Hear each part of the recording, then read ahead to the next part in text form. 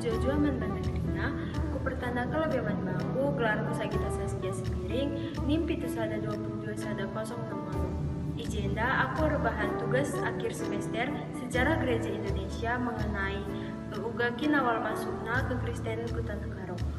Kuharapkan kerinat kita telah bagikan video enda ngasa adung kelah si iteh ugakin perjalanan masukna agama Kristen ku Tanah Karo. Pengabaran Injil yang masuk ke Tanah Karo bagi oleh Tuhan sehingga masyarakat di Karo dapat mengenal kekristenan. Terdapat 2 kurun waktu yang dibagi dalam proses masuknya kekristenan di Tanah Karo, yaitu yang pertama disebut dengan masa permulaan mulai dari tahun 1890 hingga 1906 dan kurun waktu yang kedua disebut dengan masa-masa penanaman serta penggarapan yang dimulai dari tahun 1906 hingga 1940. Mungkin sebagian dari kita sudah pernah membaca sejarah mengenai gereja GBKP atau Gereja Batak Karo Protestan. Gereja GBKP yang pertama didirikan di Desa Buluh Awar di Sibolangit yang dirintis oleh pendeta J.K. Witchgarden. Kemudian ditabiskan pada masa misionaris pendeta Mien Joustra yang dilepas pada tanggal 24 Desember 1899. Pada saat itu jumlah jemaat di Buluh Awar adalah 54 orang dan yang baru dingawankan atau disidi hanya 17 orang saja. Seperti yang kita ketahui, perkabaran Injil ini sangat bertentangan dengan masyarakat Karo karena masyarakat Karo dendam dengan orang Belanda dikarenakan orang Belanda merogoh tanah warga dan menanami tembakau tidak sesuai dengan izin yang diberikan oleh orang Karo.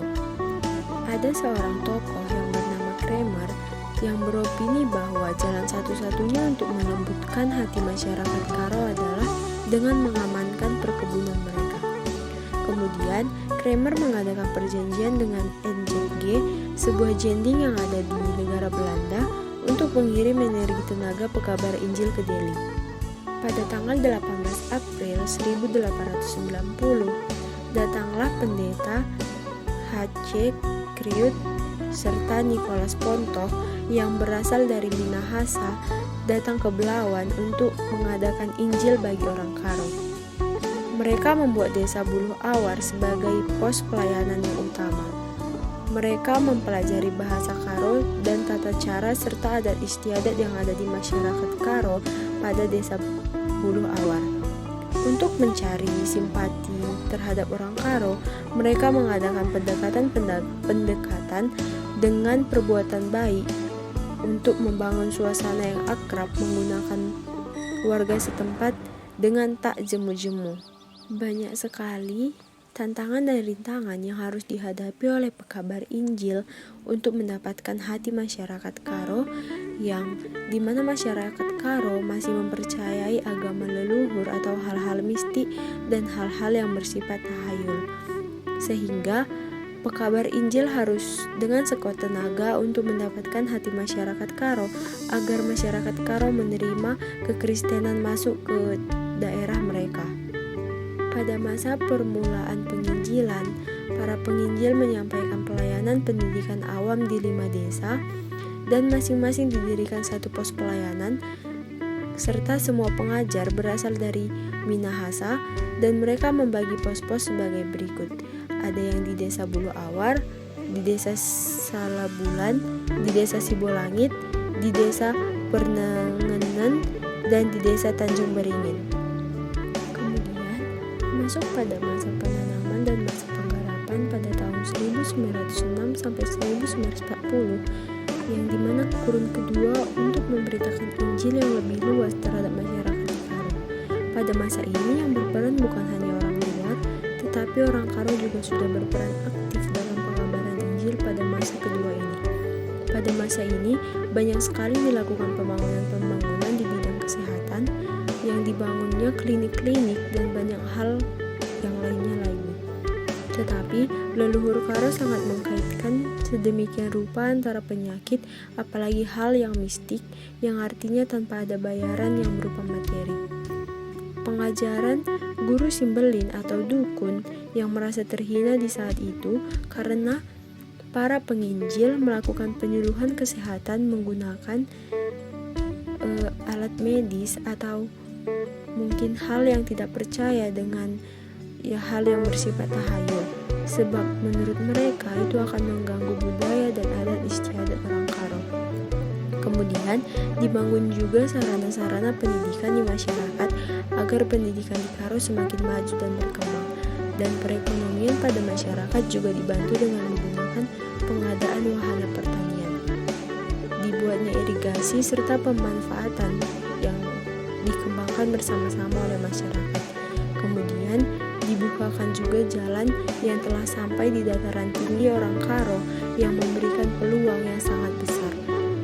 Dan pendidikan dijadikan menjadi ujung tombak yang relevan, karena dengan adanya pendidikan maka kita dapat menghasilkan pemikiran-pemikiran baru serta dapat mengembangkan semua aspek ke arah yang lebih baik.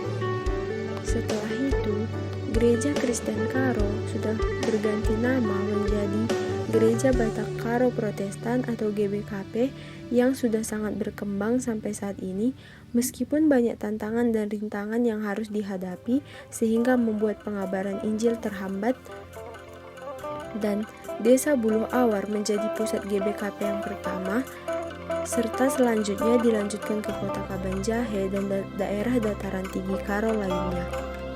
Pada tahun 1927 dilanjutkan ke daerah Pancur Batu, dimulai pengabaran Injil di daerah Langkat dan gereja pertama di Tabiskan, serta kota Medan telah terdapat kebaktian, serta di Jakarta telah ada perkumpulan rakyat Karo yang disebut dengan Sada Istilah, dan di kota Bandung warga sudah membentuk kelompok yang dinamakan dengan Karo Sada Perari. Dan sampai pada saat ini GBKP sudah tersebar luas ke daerah-daerah baik desa maupun kota. Meskipun masih ada agama leluhur, tetapi itu tidak menjadi hambatan untuk kekristenan masuk kepada masyarakat Karo sampai saat ini, agar semua masyarakat Karo taat dan percaya kepada Tuhan. Sekian yang dapat saya sampaikan pada materi ini. Terima kasih banyak untuk kita semua. Shalom, menjua-jua.